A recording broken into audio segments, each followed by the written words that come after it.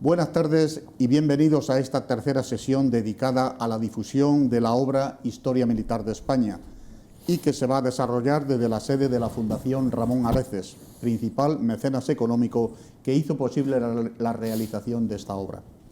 En primer lugar, permítanme que me presente. Soy el Teniente General del Ejército de Tierra retirado, Alfonso de la Rosa Morena, y el motivo por el que me encuentro ante ustedes presentando este acto es mi condición de antiguo director del Centro Superior de Estudios de la Defensa Nacional y, por tanto, también presidente de la Comisión Española de Historia Militar. Y esto ocurrió entre los años 2011 y 2016, que fueron precisamente los años en que dimos el impulso final a esta obra. También tuve el honor de ser el coordinador del tomo 5 de esta colección, titulado Campañas, batallas y hechos militares singulares. Permítanme hacer una reflexión sobre la importancia de la historia militar, como una rama más de la historia, todo con mayúscula. Como nos recordaba en la pasada conferencia el profesor Luis Ribot, los ejércitos y sus acciones, tanto en los periodos de guerra como en los periodos de paz, han sido actores fundamentales en la creación de lo que hoy llamamos los estados, o también, si lo queremos llamar así, de las naciones. Los ejércitos son un factor fundamental y necesario para entender y explicar las evoluciones de cualquier nación o de cualquier estado. Y en el caso español es aún más, pues no solo influyeron en la historia de la nación o del Estado español, sino que lo hicieron en la de casi todos los estados europeos y, por no decirlo así, por decirlo así, casi en la totalidad de los estados americanos. Por otro lado, los hechos históricos, más allá de ser un relato de acontecimientos pasados, son también una inagotable fuente de ejemplo que ilustra los principios éticos y valores presentes en cualquier sociedad. Por eso, conocer la historia militar, como parte fundamental de la propia historia nacional, es también una sólida base para cimentar un auténtico sentimiento nacional, del que, por desgracia, los españoles hoy estamos un tanto carentes. Quizás sea por ese deslumbrón del sistema autonómico. De aquí el esfuerzo de las dos instituciones que nos empeñamos en esta obra, la Comisión Española de Historia Militar y la Real Academia de la Historia, para sacar adelante nuestra rica historia militar. Esta colección de la historia militar de España se ha convertido en un referente de la historiografía, y es un elemento que no puede faltar en ninguna biblioteca de los centros de enseñanza, sean estos militares como civiles, y también como una herramienta de consulta para cualquier trabajo de investigación que sobre este tema inicien los historiadores y que quieran acometer sobre la historia militar de España. En la sesión de hoy nos corresponde hablar sobre la edad contemporánea y especialmente sobre el siglo XX. Me acompañan para ello el profesor don Enrique García Hernán, que les hará una breve presentación de los dos temas dedicados a este periodo de tiempo y del volumen que él coordinó dedicado a los estudios historiográficos. Posteriormente, el profesor don Juan Pablo Fusi Azpurúa, colaborador de esta obra, les presentará una ponencia sobre la Guerra Civil Española, en concreto sobre el Ejército del Norte del bando republicano. Permítanme finalmente hacer una breve presentación de ambos.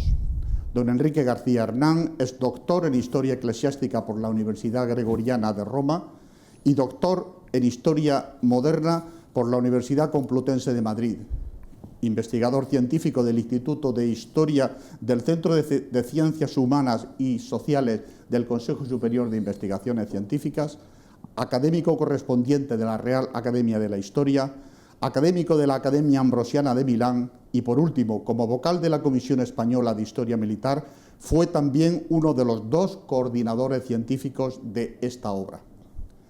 Don Juan Pablo Fusi Azpurúa, académico de número de la Real Academia de la Historia, es catedrático de Historia Contemporánea de la Universidad Complutense de Madrid, doctor en Historia por la Universidad de Oxford y en Filosofía y Letras, Historia por la Universidad Complutense, doctor en Humanidades honoris causa por la Universidad de Nueva York. Ha sido director del Centro de Estudios Ibéricos St. Anthony College de Oxford, catedrático de Historia Contemporánea en la Universidad de Murcia, Cantabria y País Vasco. Ha sido director de la Biblioteca Nacional y es académico de la Academia Vasca de las Artes, Ciencias y Letras. Sin más preámbulos, esperando disfruten de esta sesión, cedo la palabra al profesor Enrique García Hernán. Enrique.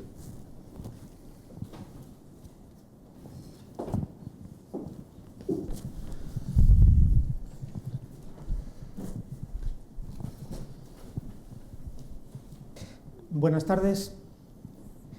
Me toca presentar de modo breve tres libros y es para mí una gran satisfacción poder hacerlo, quizá debido a que he participado como coordinador científico en toda la obra. También estoy aquí presentando estos 3 volúmenes. Sería el tomo segundo del volumen cuarto, que es la Edad Contemporánea de 1878 a 1975.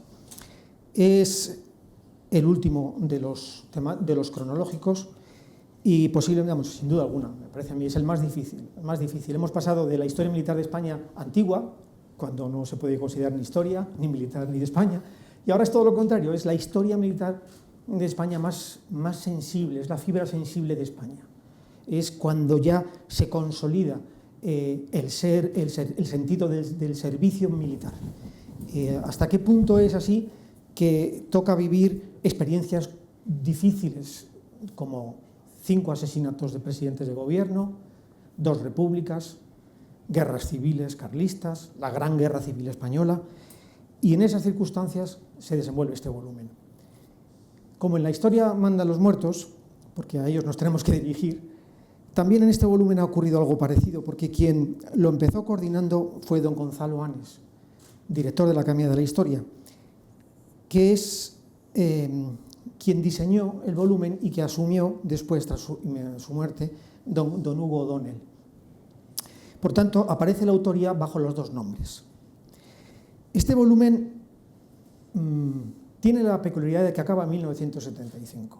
Podría haber continuado. Es verdad que así hemos hecho gracia de elementos importantísimos como la OTAN, Afganistán, la participación en misiones humanitarias, pero quizá vendrá eso en otro momento. Ahora lo que ocurre es que había que afrontar la gran dificultad de dar un sentido, una coherencia e hilvanar bien los capítulos.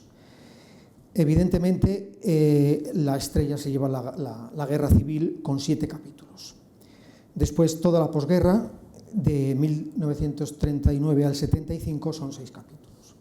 Parte importante es también lo que son la cultura y el desarrollo de las artes en la historia militar. Bien, si tuviera que resaltar algo de este volumen, diría sobre todo abrir caminos. Abre caminos desde una perspectiva nueva. Se ha tratado de heredar la aportación liberal, por decirlo así, y el tesoro de la transición, para tratar de comprender nuestro pasado a la luz de la reconciliación, el entendimiento, la cortesía, la buena educación, por decirlo así, y convertir la historia militar en historia disciplina, en historia científica. Es ciencia no aplicada, pero es ciencia, y también una disciplina dentro de la historia. Así que el que quiera incorporarse a esa línea de comprensión de nuestro pasado desde la comprensión de la historia militar en su conjunto, en este volumen, va a encontrar mucha aportación y mucha ayuda. El volumen quinto de mi general, don Alfonso de la Rosa, es un verdadero reto. Les aconsejo a los espectadores que no se lo pierdan, a los amantes de la historia militar que vayan a él como fuentes de agua viva. Es un libro maravilloso. No solamente porque es educativo, sino porque es una historia militar de España y una historia de España a través de las batallas. A pesar de que esté denotado, desprestigiado y echado por los suelos la historia de batalla, es una forma de entender también la historia desde el soldado, el gran desconocido. Él mismo hace un homenaje al soldado, porque si queremos entender la historia militar de España es como tratar, permítaseme el símil, tratar de hablar de fútbol hablando siempre de los jugadores, del delantero, del defensa, pero no se habla nunca de la pelota. Recuerdo un compañero que decía que ¿tú con quién vas? Cuando iba por unos y por otros, y dice, no, yo voy con la pelota. Pues cuando se comprende la misión del soldado, del servicio, de la obediencia, del sacrificio, este soldado crea historia y crea identidad. Y esa es la labor del historiador y del investigador, descubrir la identidad, no de las instituciones, sino de personas que entregan su vida, dejando de lado su origen, la familia, para hermanarse con el compañero y crear una historia común, de fracaso, de gloria. Don Alfonso, mi general, ha creado un volumen que asumió el reto, yo creo que amedranta al más valiente, porque crear 25 capítulos de la historia de España, unirlos, van cosidos por acontecimientos que no son siempre éxitos, hay algunos que son también fracasos, pero que también tienen una visión colectiva. Tiene 2 capítulos de historia antigua, 3 de historia medieval, 8 de moderna, y dedica prácticamente la mitad del volumen a la historia contemporánea con 12 capítulos.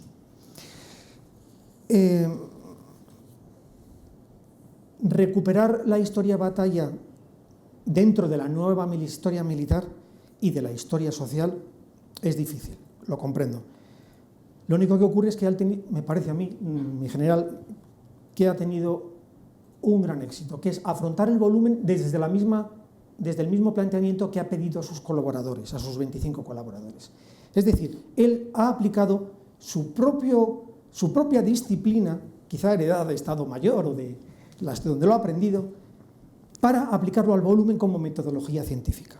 Antecedentes, geografía, clima, bandos, fuerzas, unidades, desarrollo y consecuencias. Esto, unido a las infografías, ha hecho que quien quiera conocer la historia de España desde una perspectiva nueva pueda hacerlo desde la historia de batalla.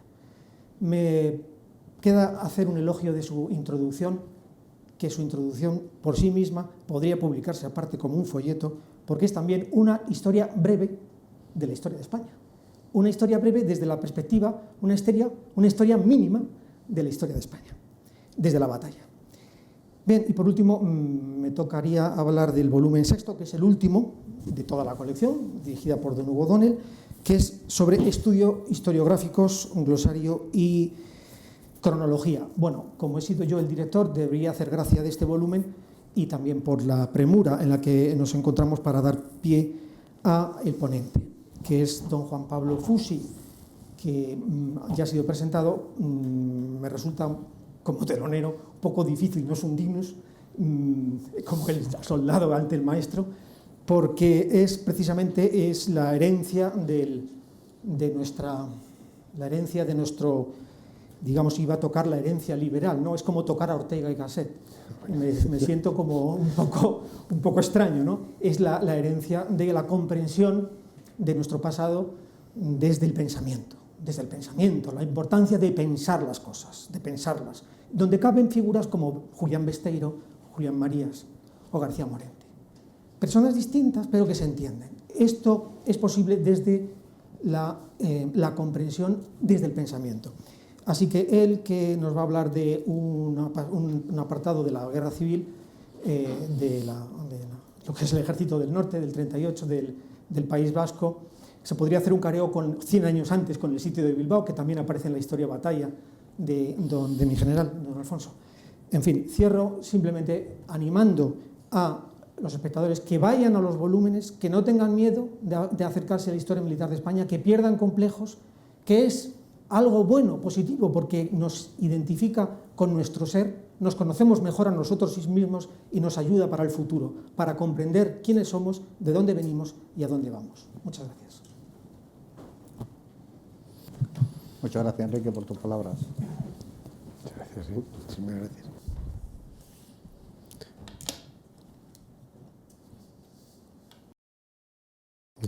Buenas tardes.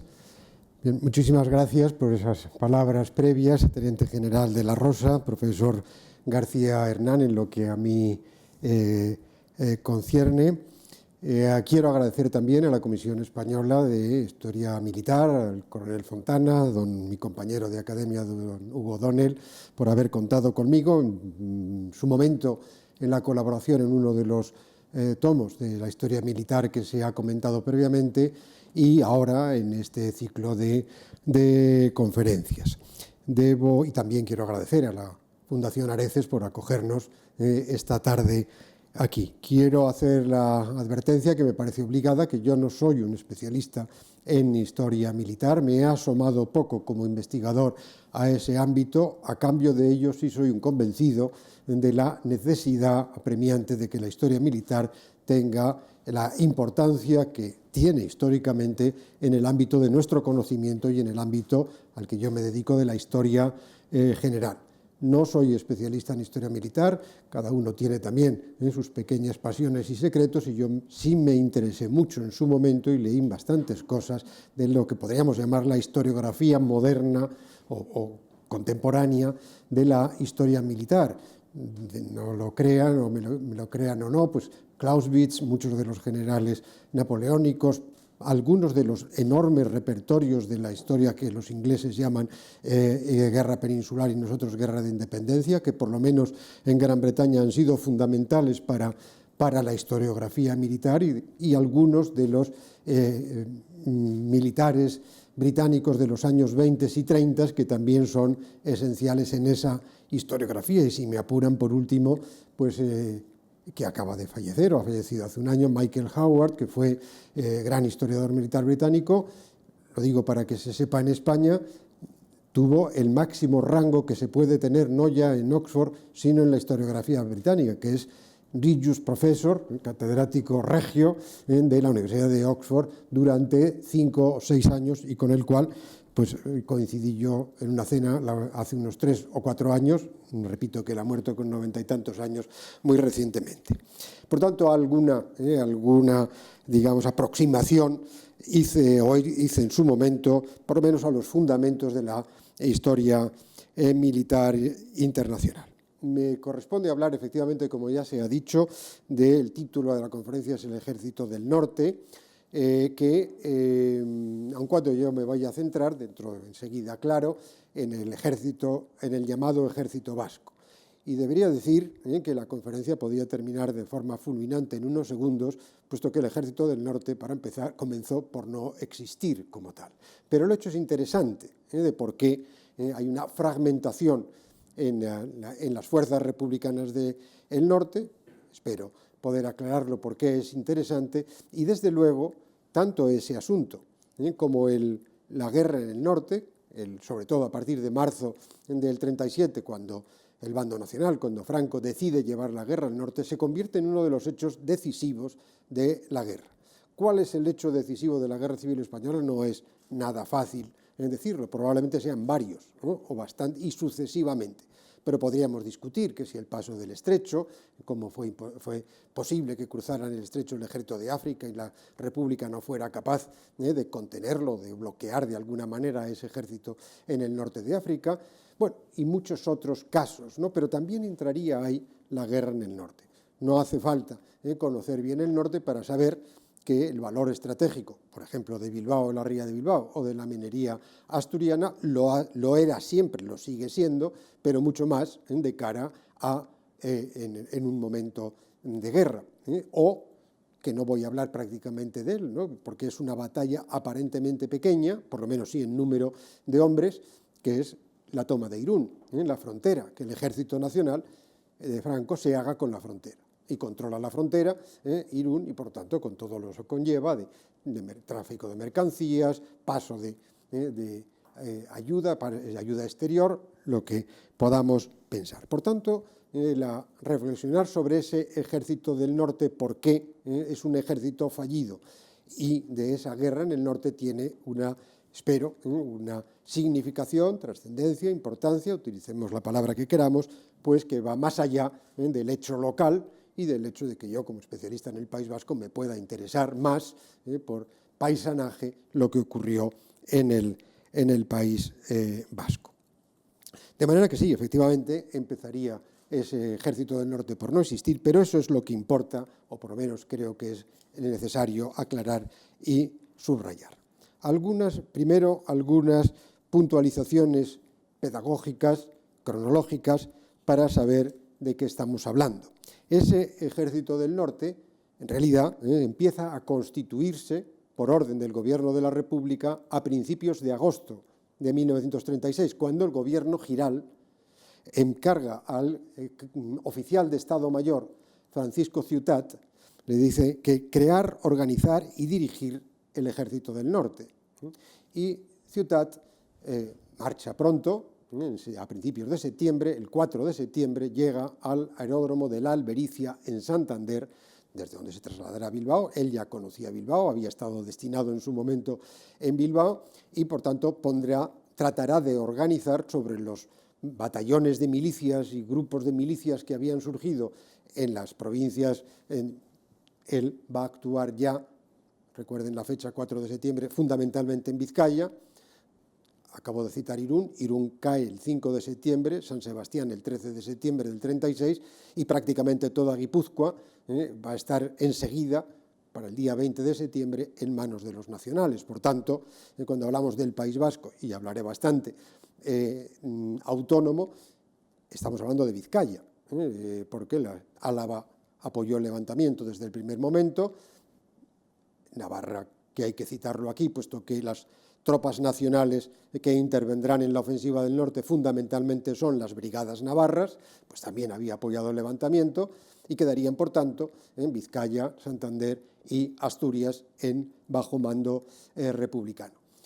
Ciutat va a tratar de organizar como ejército orgánico, como una estructura militar, esa fragmentación que existe entre las tres provincias, incluso dentro de esas provincias, en los batallones de partido, que es como estaban organizados, o milicias de sindicatos o de partidos de izquierda, con la adición, en el caso de Vizcaya, de los batallones que había formado el Partido Nacionalista Vasco. Lo anticipo ya, si quieren, un poquito más tarde que los demás. El PNV no empieza a organizar batallones de partido hasta 6-7 de agosto. La guerra, recuerden, empieza el 17 de julio en Melilla y se generaliza a partir del 18 de julio. El Partido Nacionalista Vasco parece estar en un compás de espera, a ver qué es lo que ocurre ahí, pero sí, a partir ya de principios de agosto empezará a organizar también sus propios batallones de partido.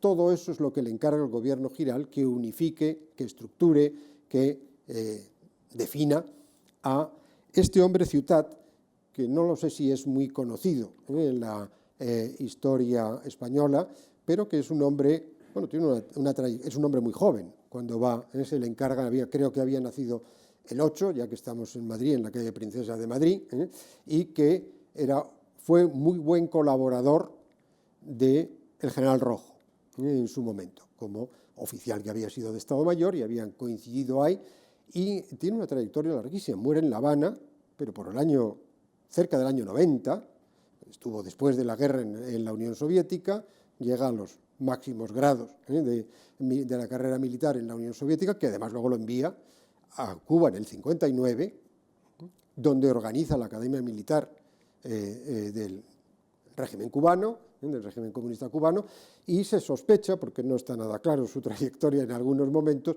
que ha estado también en Argelia y en otros sitios.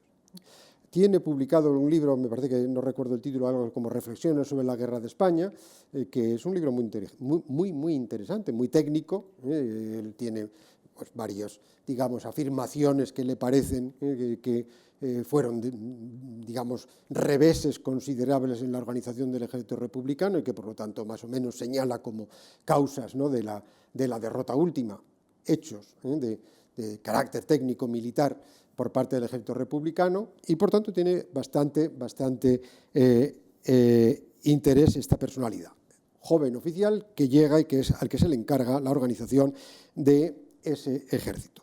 Decía unas puntualizaciones pedagógicas, continúo con ellas. En teoría ese ejército del norte iba a estar integrado por 3 cuerpos de ejército, con numerales que no voy a repetir, 14, 15, 17, bueno, por entendernos sería el Cuerpo de Ejército del País Vasco, el Cuerpo de Ejército de Santander y el Cuerpo de Ejército de Asturias. En teoría, Ciutat tiene el encargo de integrar lo que eran ya unos más de 100 batallones en las 3 provincias y unos 80 o 90.000 hombres. Es lo que estarían operando a través de batallones y milicias en las 3 provincias del norte a las que vengo refiriéndome. 4 de septiembre, Ciutat, repito, llega a Santander.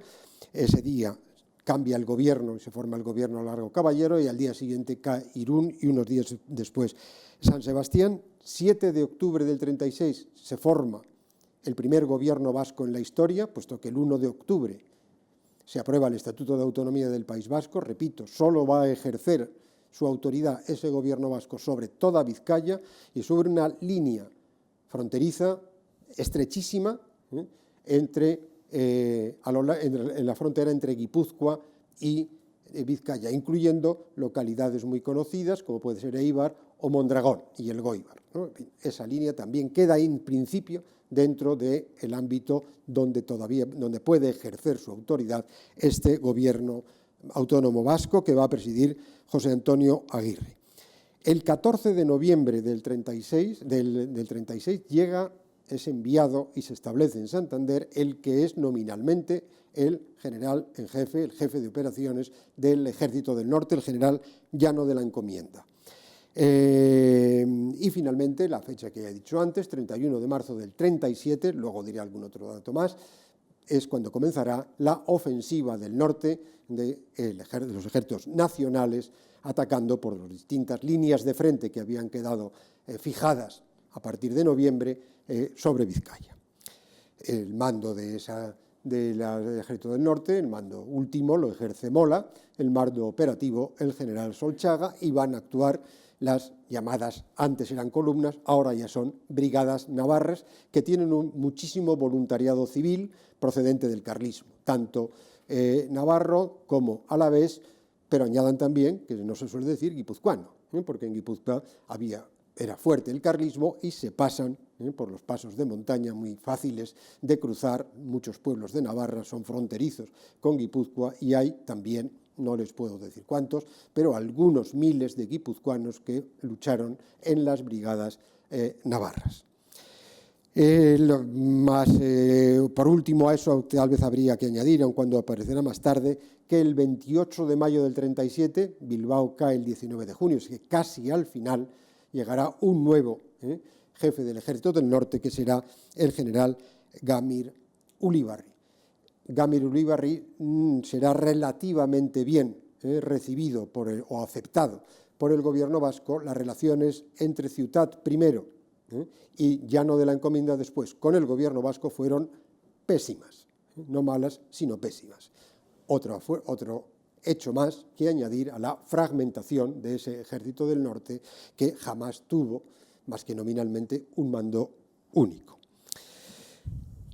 El gobierno vasco se constituyó el 7 de octubre, es un gobierno moderado, es un gobierno de coalición, la mayoría de las consejerías corresponden al PNV, va a crear algo que llaman desde el primer momento Ejército Vasco, en euskera el Eusko Gudarostea, que es el nombre oficial. La palabra gudari, soldado, está en el título Eusko Gudarostea, esos son los gudaris, con también una cierta ambigüedad, porque Ejército Vasco, hay un ejército dentro del propio Ejército Vasco, además, que son los batallones del PNV, que van a tener, no hay comisariado político en este Ejército Vasco, pero ellos van a tener capellanes de castrenses, es decir, que va a tener esa significación nacionalista vasca y al mismo tiempo católica también. Digo que el gobierno vasco es un gobierno moderado, un gobierno de coalición, donde la mayoría de las carteras más importantes quedan en manos del PNV y que va a euskaldunizar la guerra. Los símbolos, tanto del gobierno como de la topografía, como de estos batallones y de ese ejército, van a ser no la bandera republicana, sino los símbolos vascos del PNV, la ikurriña, etcétera, etcétera. Y por tanto, eso lo dejo ya claro en razón de esa tesis de un ejército dentro del ejército y falta de unidad de mando en el ejército del norte. Dos labores básicas que va a realizar este gobierno vasco: garantizar la vida económica y social, fundamentalmente, vuelvo a repetir, de Vizcaya, y el abastecimiento de la población, y la labor de defensa, que será la creación de ese, con mayúsculas, ejército vasco. Llevó a cabo una amplia labor, sin duda alguna, estuvo 8 meses y medio al frente de Vizcaya. Bilbao, ya lo he dicho, cae el 19 de junio del 37, bueno, crea una policía propia, disuelve la Guardia Civil y la Policía de Asalto, que eran las dos fuerzas que existían policiales en los años 30, y crea la Ertzaintza, igual que ahora la Ertzaina. Entonces Ertzaina, ahora Ertzaintza. Crea un embrión de universidad, creando una facultad de medicina, acuña billetes y moneda propia, de curso legal, pero con símbolos vascos, crea un colegio oficial de enseñanza del euskera, mantiene abierto el culto y las iglesias y conmemora y celebra las festividades religiosas. No tuvo crisis interna como le pasó al gobierno autónomo catalán, no hay ninguna sublevación de las milicias radicales como el POUM y la CNT en Cataluña. Aquí no, la CNT era poco significativa, poco importante en el País Vasco, por tanto, digamos, tiene una travesía ese gobierno tranquila, en cuanto políticamente por lo menos, y sí tuvo bastante éxito en el abastecimiento de la población. Se estima que llegan a importar o conseguir unos 200 millones de kilogramos de víveres a través de barcos que cruzan y rompen el bloqueo que la Marina Nacional había puesto en el Cantábrico y fundamentalmente sobre Vizcaya, con algún crucero, el Canarias en algún momento determinado, varios destructores. Bueno, se estima que, o no se estima, o sea, se sabe que unos 139 barcos, pese al bloqueo, llegan a entrar en Vizcaya con suministros, munición también, pero sobre todo víveres. Hubo racionamiento, hubo momentos de escasez, sin duda alguna, en Bilbao, pero básicamente la labor en ese sentido fue relativamente buena. También evacuaron niños en momentos de gravedad, unos 4.000 a Inglaterra y unos 2.000 a Rusia. Entiendo que los 4.000 debían ser de familias nacionalistas y que los 2.000 serían de familias comunistas, más o menos socialistas comunistas. Hace unos años, unos 15 o 20 años, hubo un jugador de baloncesto de apellido ruso en el Real Madrid, cuya madre era vasca. Entiendo que es una de estas niñas evacuadas en su momento, que se dio a casar allí y que se quedó allí a vivir. Yo creo que esos 2.000 volvieron muy pocos, de los 2.000 que fueron a Rusia. Se ha dicho antes que fui director de la Biblioteca Nacional, un excelente colaborador de la Biblioteca Nacional, que estaba al frente de uno de los departamentos, era también hijo de algunos de estos niños, no de los vascos, en general de niños que de esa significación, de sus padres de esa significación, que fueron evacuados a Rusia durante la guerra. Por ir al ejército, el gobierno vasco dispuso en un mes de un ejército, de ese llamado ejército vasco, integrado por unos 45 batallones, unos 20 eran del PNV, el resto de los demás. 25.000 hombres nuevos, porque llaman a quintas a los del 31, 32, 33, 34 y luego un poquito más también, más 15.000 que había de antes en esas milicias en Vizcaya, he dicho otra cifra antes, pero eso era en las 3 provincias, Asturias, Santander, Vizcaya, total que serían 45 batallones, 40.000 hombres en solo un mes. Un ejército que se integra como tal por militarización de las milicias, aun cuando no tienes un ejército que no tiene estructura orgánica, carece de estructura orgánica, es decir, no hay divisiones y no hay brigadas solo hasta mayo del 37. Solo en mayo del 37 al final se estructurará, y enseguida llegaremos a ello, como un ejército, digamos, pues ya perfectamente estructurado. Aquí son batallones y por lo tanto, digamos, bueno, no lo sé si es mejor, peor, pero en fin, no es lo que entendemos por un verdadero cuerpo de ejército. Un ejército de operaciones, cuando tenga esa estructura, por tanto tiene infantería, tiene artillería, tiene zapadores, tiene intendencia, todo lo que sea, carencias, pero no totales, pero en fin, una insuficiencia indudable en aviación y en marina. En aviación hay unos 20 y tantos aparatos que están operativos en Vizcaya, donde hay 2 aeródromos militares, que además son bombardeados muy pronto, y por lo tanto están difícilmente utilizables. El gobierno de la República, lo voy a decir ya desde ahora, ¿no? Es decir, que el gobierno vasco hablaría, y publicó Aguirre un tomo muy grande, sobre el abandono de Euskadi por el gobierno de la República. Yo diría que indefensión sí la hubo, e inferioridad indudablemente aérea sobre todo, pero abandono no, porque sí hay distintas operaciones del gobierno de la República por enviar aviones al norte.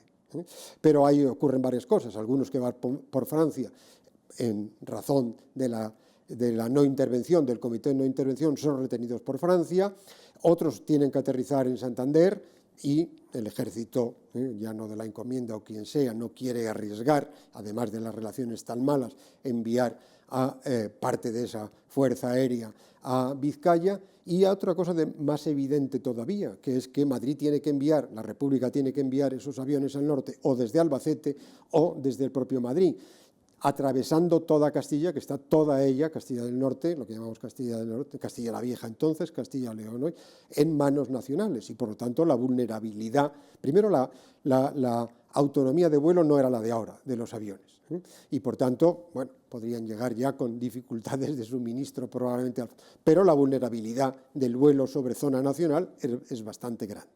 Por tanto, y no obstante, se intentaron varias operaciones, algunas. Llegan al norte unos 40 aviones, pero repito que una mayoría de ellos se puede quedar en Santander y, por tanto, el gobierno vasco solo dispondrá de unos 20 y tantos aparatos y no particularmente inferiores, sin duda alguna, a la Fuerza Aérea, que luego diré enseguida, que pone el bando nacional en el norte. Y la Marina, lo que hace el gobierno vasco es artillar algunos pesqueros, algunos bacaladeros, los pinta de un color gris, ponen la icurriña, etcétera. Bueno, tienen una actuación que, entre los mitos, entre comillas, de la guerra civil en el País Vasco, está una operación casi suicida de varios de estos bacaladeros que salen frente al Canarias, ¿no?, para conseguir, para proteger la entrada de algunos barcos de suministros que consiguen entrar a cambio de que los 3 o 4 bacaladeros sean hundidos por el Canarias, que, bueno, en esa mitología pues queda la idea de que los oficiales y marinos del Canarias quedaron admirados, ¿no?, del valor de estos hombres de Bermeo que habían salido corriendo un riesgo inevitable y trágico para proteger la entrada de víveres y de lo que fuese de unos barcos que querían, rompiendo el bloqueo, entrar en Bilbao. En cualquier caso, repito, un ejército de operaciones, pero con carencia evidente en la aviación y marina o inferioridad. Y una última cuestión de este primer momento de este ejército vasco: desde muy pronto diseñan un cinturón de hierro, desde octubre del 36, piensan ya y se empieza la construcción, nunca acabada, de un cinturón de hierro para Bilbao. Idea de un comandante de ingenieros que estaba destinado en el País Vasco, el comandante Montaúd, y que va a ser el jefe de Estado Mayor de ese llamado Ejército Vasco, que tiene como jefe de operaciones no a Ciutat, no a Llano de la Encomienda, que está en Santander, cuando llegue en noviembre, finales de noviembre, sino a un capitán que es ascendido a comandante, Arambarri, que había hecho la guerra de Marruecos, era un capitán oficial de carrera, pero que en el momento del 18 de julio del 36 había dejado el ejército y era el jefe de la Policía Municipal de Bilbao. Bueno, este hombre sería nacionalista, probablemente, se incorpora al gobierno vasco, se pone a las órdenes de la Consejería de Defensa del gobierno vasco y, por tanto, será el jefe de operaciones, comandante con el cargo grado de comandante Arambarri, y comandante Montaúd son las dos cabezas visibles de ese llamado Ejército Vasco. Montaúd, el comandante de ingenieros, repito, pues traza este cinturón de hierro, que es, como saben con estos cinturones, una especie de cuadrilátero que iba a tener de 80 a 100 kilómetros, que va a proteger Bilbao por distintos sitios, y bueno, pues tiene, como tenían esos cinturones, ¿no?, de hierro, búnkeres, alambradas, trincheras, etcétera. Está situado como a unos 15 kilómetros en la periferia de Bilbao, lo hubiera cerrado. Bueno, una cierta ilusión, puesto que con la aviación, ¿no?, y con la artillería los cinturones de hierro pues tienen poco valor defensivo, pero pusieron mucho énfasis en ello, y ya anticipo en eso, lo vuelvo a decir, que revela la mentalidad defensiva que en todo momento tiene tanto el gobierno vasco como el llamado ejército vasco.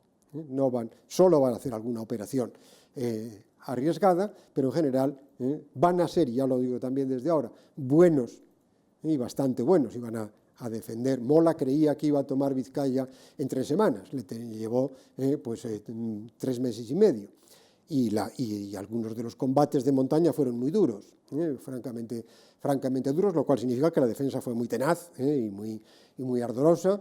Y por tanto digo que hará alguna operación al principio, pero va a predominar en todo momento en este ejército y en este gobierno una mentalidad estrictamente defensiva. Primera prueba de ello, pues este cinturón de hierro. Bueno, problema ha quedado dicho más o menos implícito en lo que vengo diciendo, la falta de estructura orgánica de este ejército de operaciones, el que los batallones vascos además están más o menos, no digo plenamente, pero en general forman como un bloque aparte del resto de los batallones, y que además no es parte, no se considera o no lo considera el gobierno vasco ni sus mandos parte del cuerpo vasco del Ejército del Norte, porque no van a coordinar nada. Y va a haber un conflicto permanente con la jefatura de ese ejército, como he dicho, sea Ciutat al principio, sea Llano de la Encomienda cuando llegue a finales de noviembre del 36, menos así en el último momento.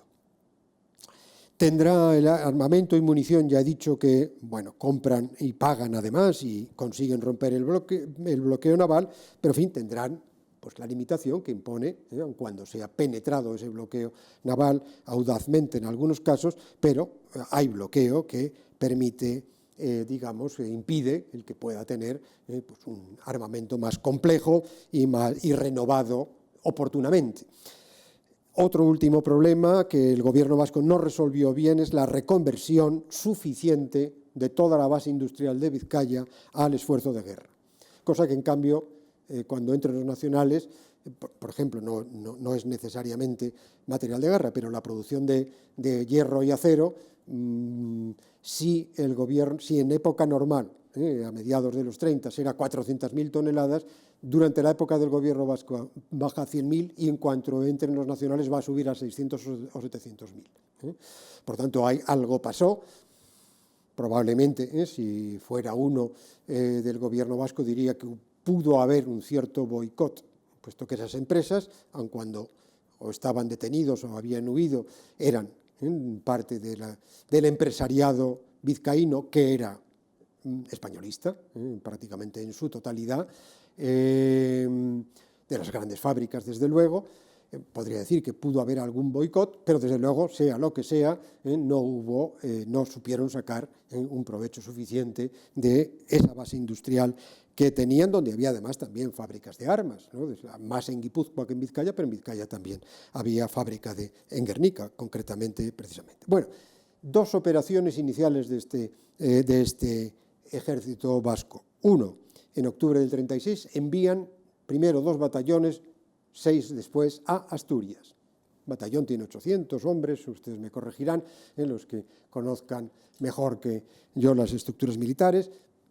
Asturias, ¿por qué? Porque hay una ofensiva efectivamente del Ejército del Norte, un intento de recuperar o de rendir Oviedo. En Asturias la sublevación triunfó solo en la capital, Oviedo, donde se hizo fuerte el general, o no sé si entonces era general, Aranda, y los cuarteles de Oviedo consiguieron establecer un pasillo con León, y eso fue una obsesión, lógicamente, para el ejército republicano, que quiso acabar con esa, sin conseguirlo, con ese pasillo que se había abierto entre Oviedo y León, y rendir Oviedo, que hubiera sido pues una pieza golosa para cualquier ejército en una guerra.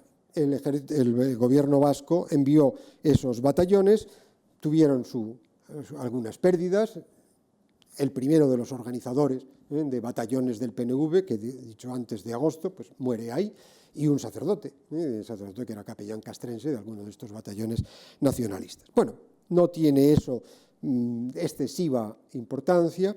La segunda ofensiva sí es importante, que se hace a partir del 30 de noviembre y hasta el 2 de diciembre, es decir, que es una ofensiva fallida de ese cuerpo de ejército vasco que atacará desde las líneas fronterizas con Álava y Guipúzcoa, 29 batallones, 15.000 hombres, una operación de ataque sobre la localidad alavesa de Villarreal. Villarreal es hoy legutiano, yo voy a llamarle Villarreal porque todos los documentos, el propio presidente Aguirre, todas las fuentes utilizan el nombre tradicional o histórico de esa localidad, que es Villarreal.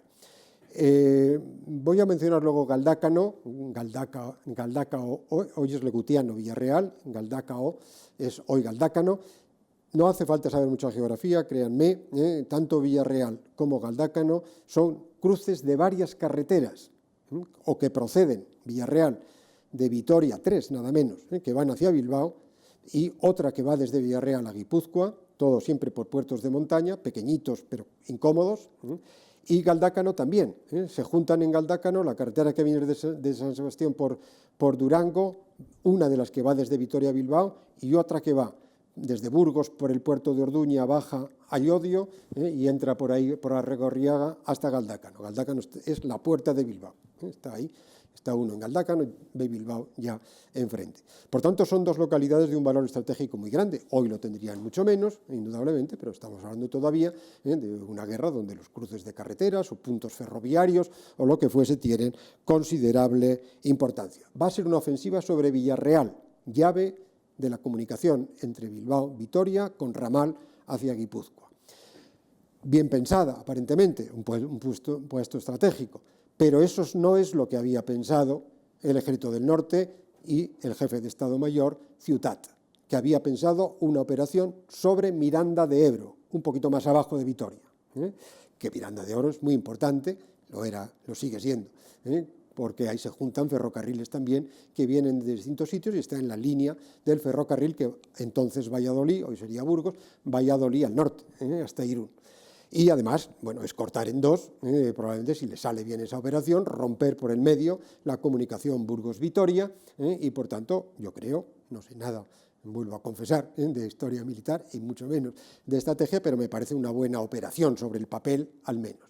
El gobierno vasco se opone totalmente a que se vaya a Miranda, no acepta que vengan batallones de Santander y de Asturias como quería Ciutat para reforzar la ofensiva, quiere que sea una operación vasca sobre una localidad vasca. ¿Por qué Villarreal? Primero porque es muy importante Villarreal, también Miranda, o más Miranda si quieren, pero Villarreal lo es, pero porque lo que quieren es marchar por un lado sobre Vitoria y otro metiéndose por el puerto de Arlabán, por Mondragón, hacia Guipúzcoa. Y por lo tanto, ya vemos también cuál es el pensamiento que hay detrás, una guerra vasca, por territorios vascos con soldados vascos. Esa es la idea de ese ejército vasco. Excuso decirles pues, que otro episodio, segundo, tercero, cuarto, del roce entre Ciutat, que además era comunista, y por tanto Aguirre le ponía evidentemente un oficial comunista. Bueno, entonces no se sabía que era comunista, es decir, creo, no estoy seguro, pero la gente no iba haciendo declaración. Bueno, depende de dónde estuviéramos, pero desde luego no creo que en el caso vasco hubiera llegado presumiendo de su afiliación, si es que lo estaba, que creo que no, que es un poquito después, cuando él se afilia ya oficialmente al Partido Comunista Ciutat. Pero bueno, es exactamente igual. Las relaciones son malas, agravadas, porque Aguirre pues, prefiere ese tipo de operación y además no le gusta que vengan asturianos y santanderinos a combatir en tierra vasca por ser ajenos a la ofensiva. Rompen en principio las líneas, parecen entrar bien. Hay un contraataque muy fuerte de los nacionales que les apoyan desde Álava, mandaba esas tropas Alonso Vega, que se había sublevado el 18 de julio en Vitoria, apoyado desde Burgos, apoyado desde Logroño, y por tanto pues rechazan esa ofensiva muy pronto, el 2 de diciembre, y volverá ahí. Bueno, causas de por qué lo rechazan, pues la inexperiencia, el clima es espantoso, en ese momento llueve, hay nieblas, no se ve nada prácticamente, el cambio de posiciones sobre los planes iniciales, cambios tácticos, de objetivos, y esa inexperiencia del gobierno vasco, del ejército vasco.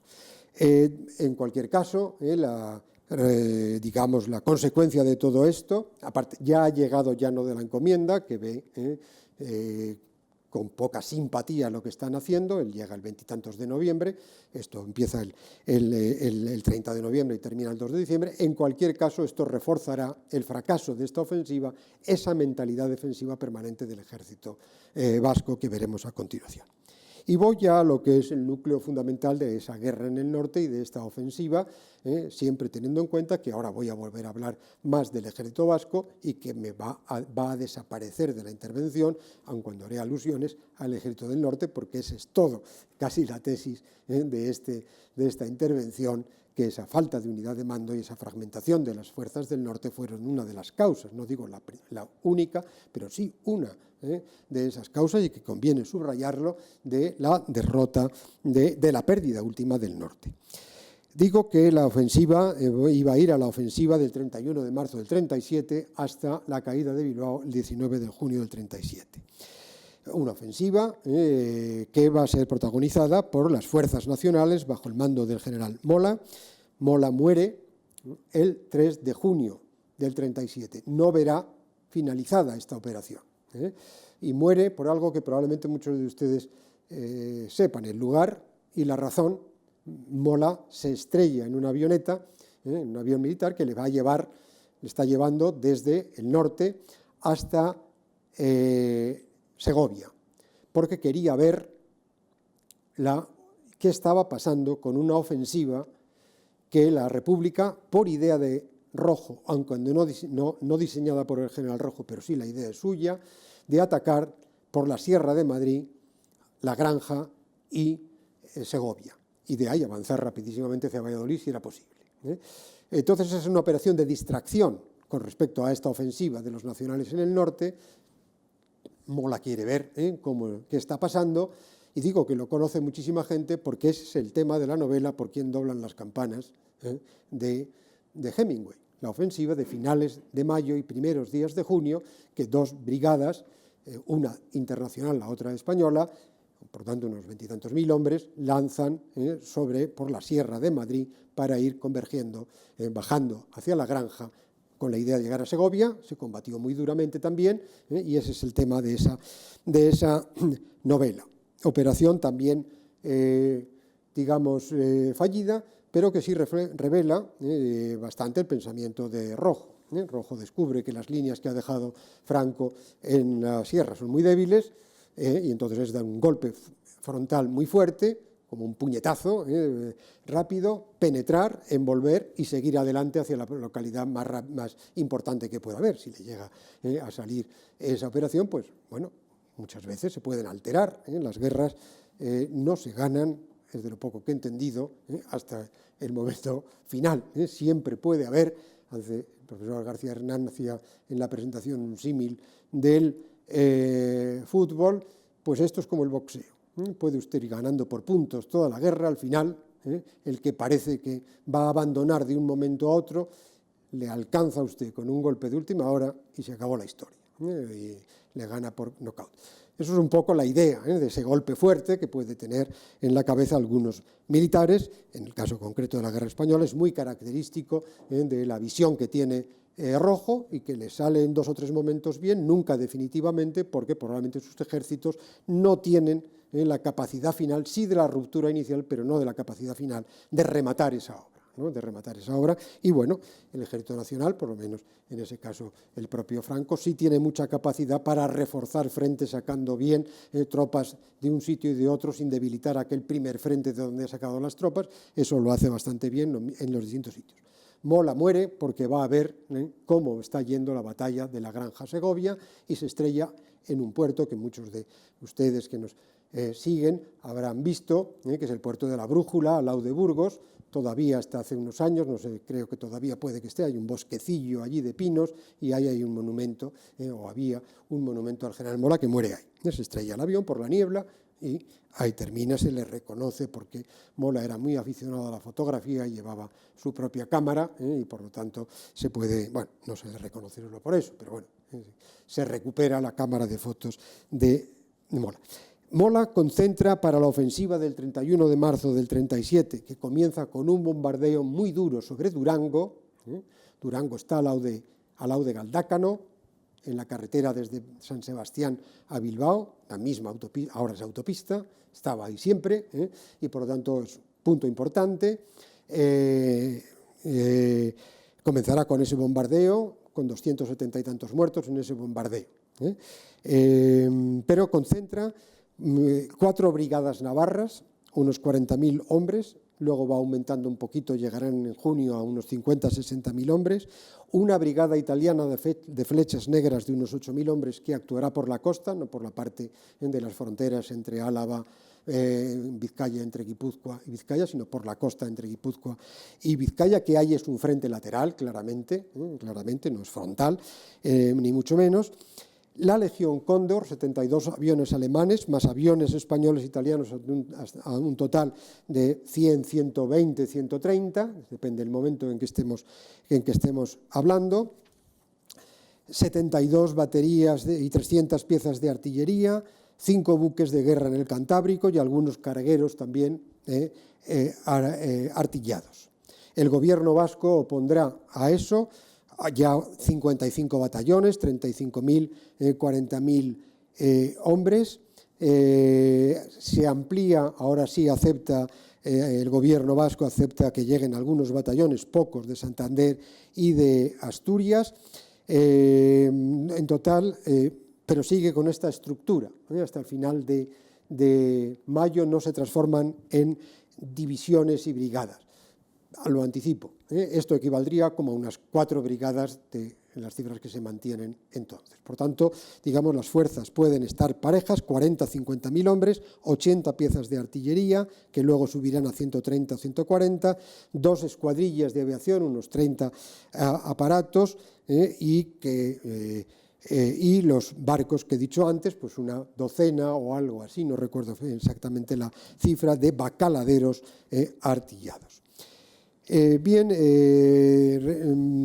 sería la estrategia. La guerra escala muchísimo a partir del 31 de marzo del 37, no solo en el País Vasco, sino en general en España.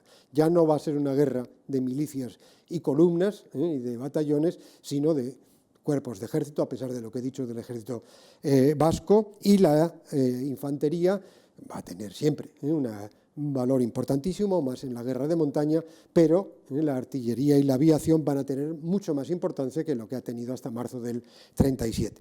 De manera que la estrategia básica es el bombardeo de líneas de frente por la aviación y la artillería y la ruptura posterior por múltiples frentes para converger en sitios estratégicos, vuelvo a repetir, en el caso vasco, Villarreal y Galdácano en las puertas de Bilbao, para converger y ya, digamos, fortalecer ahí líneas y volver a preparar un asalto final. Hay también ya, en el caso vasco, una internacionalización de la guerra, porque he mencionado flechas negras italianas, 8.000, y la propia Legión Cóndor.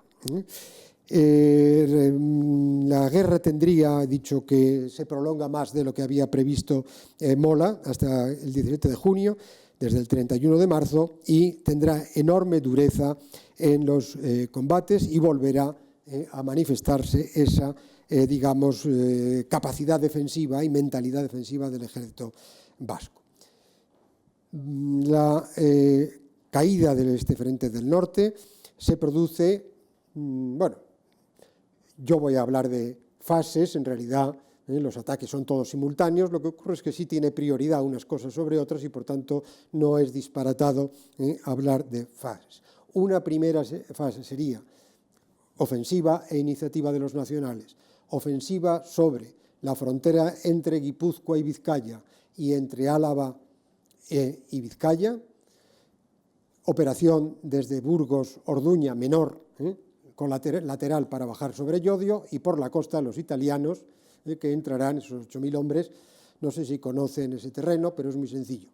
San Sebastián a Deva se verá por la costa, luego tiran ustedes hacia el interior, como si fuera un ángulo recto, y ahí va el río Deva, y ahí está el Goibar e Ibar, y la frontera con Vizcaya. Luego se hace una ligera curva y se entra desde Ibar, se bordea y entra usted en Durango ya. Y por Álava hay varios montes, todavía los hay hoy, la autovía hoy va de Vitoria a Bilbao por Altuve, pero se ha ido hasta hace muy poco, y se sigue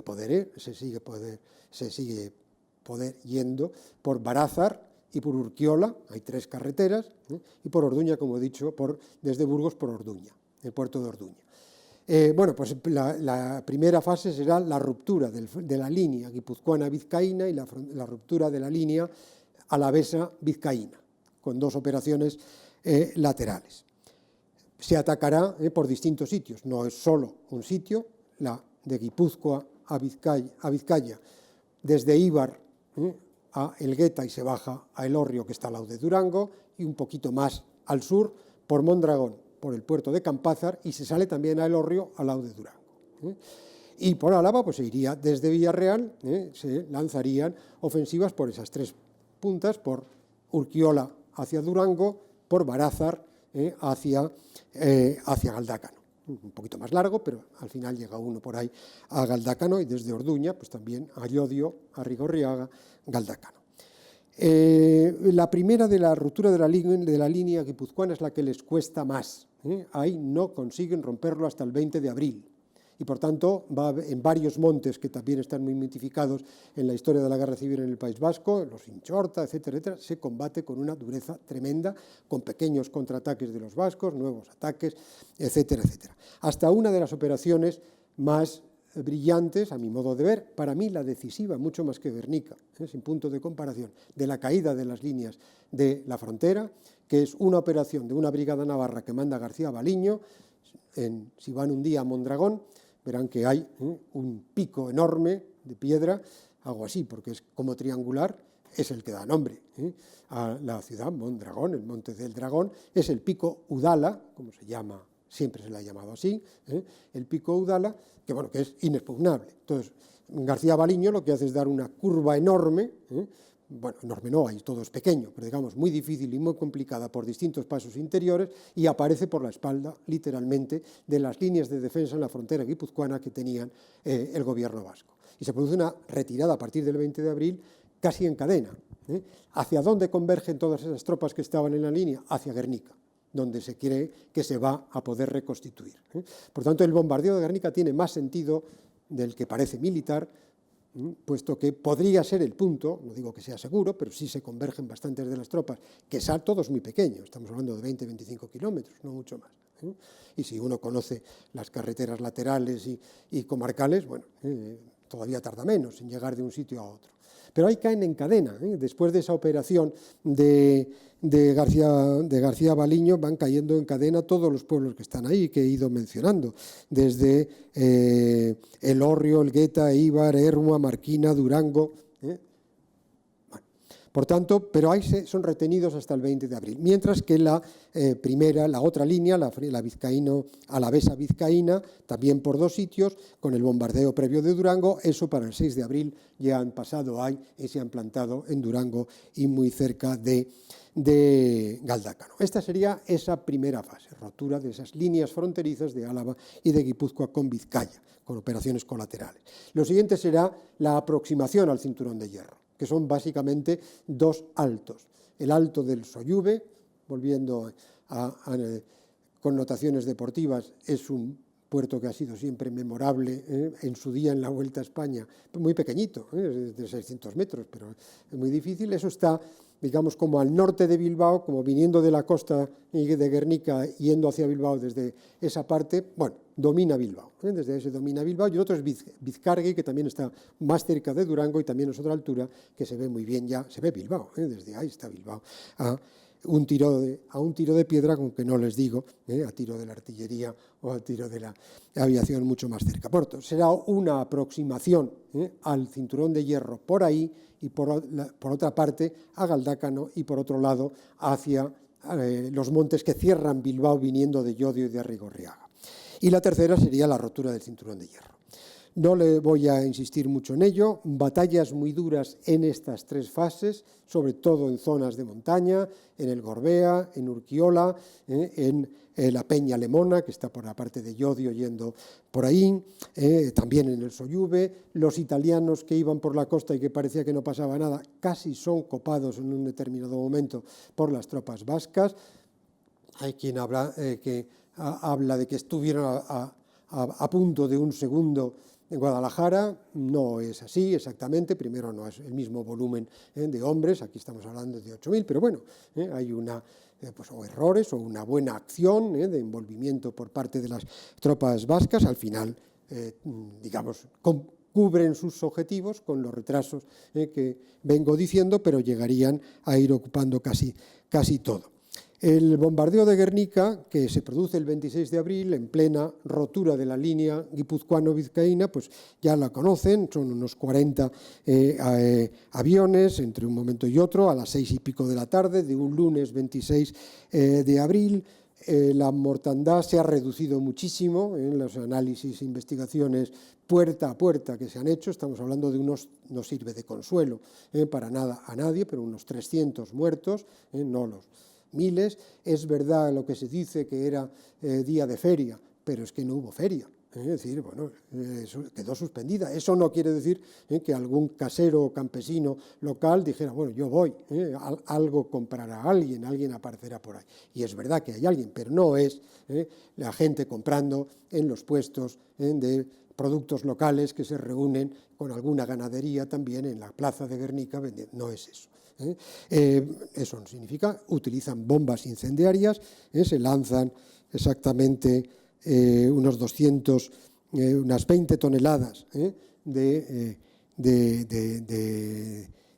bombas, un tercio de las bombas son bombas incendiarias y sí se quema y arde gran parte del caserío de Guernica, curiosamente no la Casa de Juntas y el monumento al árbol de Guernica, que data del siglo XVIII, y bueno, va a tener una importancia en la guerra de propaganda muy grande, puesto que se va a convertir en un instrumento, sobre todo a raíz de que Picasso pinte su famoso cuadro ya a partir de mayo y que se exponga en París en la Exposición Universal del verano del 37, pues va a tener una repercusión mundial como denuncia de la atrocidad de la guerra y de la agresión de la aviación alemana sobre el País Vasco, que va a dejar una huella indeleble. Se atacó Guernica, he dicho antes, por su simbología vasca, no lo creo. Sinceramente no lo creo. No lo creo porque, bueno, ahí hay que sutilizar un poco. Guernica es una ciudad de tradición carlista, no nacionalista. Hoy es nacionalista al 100%, pero no lo era en el 31, ni lo es, por tanto, en el 36. El alcalde era carlista y Guernica no participa en ninguno de los movimientos de alcaldes vascos que para forzar el Estatuto de Economía tampoco participa Bilbao, tampoco participa San Sebastián y tampoco participa Vitoria y tampoco participa Eibar. El ayuntamiento que proclamó la República, ahora que era el 14 de abril, Eibar, tiene 17 concejales republicanos socialistas el 14 de abril y uno nacionalista, 17-1 que votó en contra de la proclamación de la República.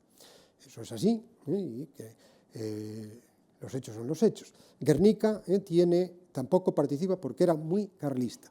El famoso himno que todos los vascos conocemos, el Guernica Coarborá, el árbol de Guernica, que no es el himno oficial de la Euskadi autónoma, es un himno carlista. Si van en Madrid a la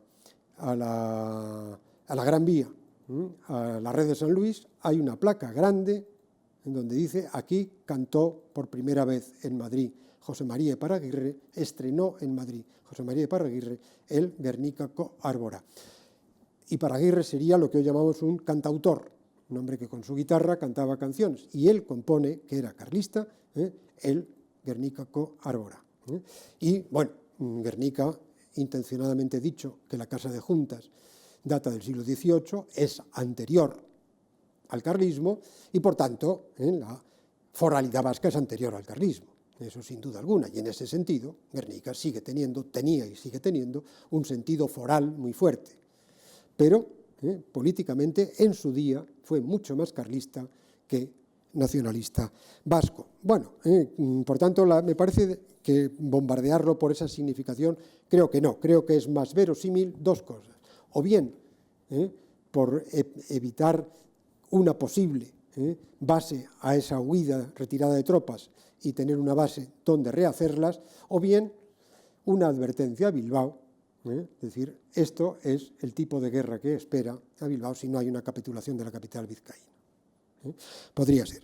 ¿Supo el bando nacional en la operación de los alemanes e italianos de aviones, sobre todo alemanes, con algún apoyo italiano, sobre Guernica? Yo creo que el jefe de Estado Mayor del Ejército del Aire, Vigón, sí lo supo, por lo menos se le comunicó.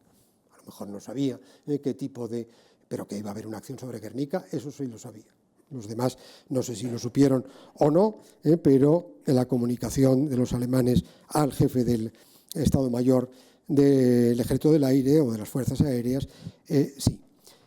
Voy terminando, digo que la tercera y última rotura sería el cinturón de hierro de Bilbao. También tiene distintas etapas, no voy a insistir mucho en eso. El ataque final sobre el cinturón de hierro, una vez rotas las líneas, llegados al Soyuve, al Bizkargi, avanzado hasta Galdácano por las distintas carreteras que les he dicho desde Burgos o desde Álava.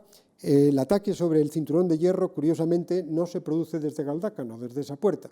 Si conocen Bilbao, Bilbao está encajonado entre montes, es como un cuadrilátero que se va ensanchando hasta llegar al Abra de Bilbao, donde está el puente colgante. Estos son 12 kilómetros, encajonado, la ría de Bilbao está encajonada entre montes pequeños, unos al norte, que son Archanda, Santo Domingo, otros al sur, que son Malmasín, el Pagasarri, que es un monte muy querido en Bilbao, le gustaba mucho Unamuno, se pasea hoy en los domingos por el Pagasarri. Montes pequeños, 300, 400 metros de altura, pero bueno, sobre Bilbao, que y ha estado siempre encajonada ahí. Se atacará por esos montes y no desde Bermeo frontalmente. Bueno, son 30 batallones, 100 aviones, 140 piezas de artillería. El 13 de junio se produce ya la ruptura, empieza la ofensiva el 11 de junio, el 13 de junio la rotura, el 14 de junio una brigada en Navarra que manda un general que luego sería conocido, Juan Bautista Sánchez, monárquico, etcétera, se asoma ya, se le ve desde el centro de Bilbao. 17 de junio evacuación, 19 de junio entran los nacionales en Bilbao.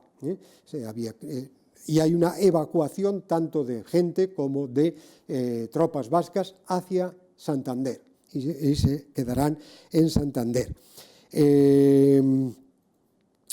Las bajas en Vizcaya serían de los vascos unos 30.000, muertos 4.500, 5.000.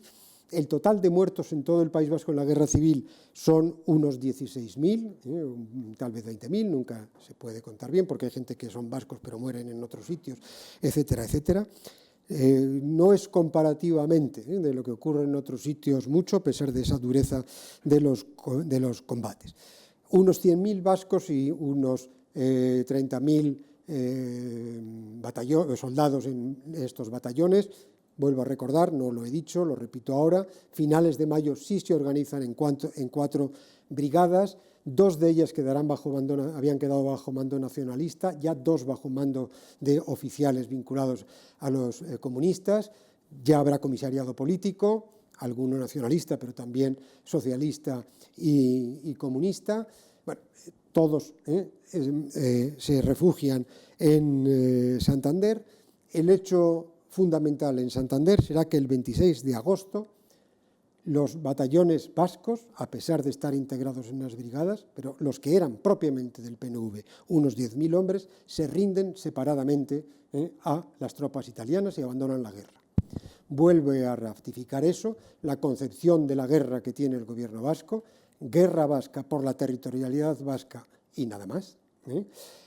Ratifica lo que vengo diciendo desde el primer momento y que les he insistido tanto, un ejército vasco dentro del non nato, inexistente ejército o inoperativo ejército del norte, falta de unidad de mando republicano en el bando republicano entre Asturias, Santander y el País Vasco y, por tanto, digamos, una debilidad tanto estructural del ejército como, digamos, concepción de la guerra, pues indudablemente poco favorable a la respuesta militar que una ofensiva como la que se lanza desde el bando nacional, primero sobre Vizcaya y luego posteriormente sobre las otras provincias, hubiera requerido. Yo lo dejaría ahí porque creo que el punto central que quería decir ante ustedes, pero que sí alumbra sobre aspectos importantes de la evolución de la guerra civil, estaba hecho casi desde el primer momento en la afirmación inicial que decía. Perdón si me he pasado del tiempo, muchas gracias a todos y repito mi agradecimiento a quienes me han invitado a estar esta tarde con ustedes.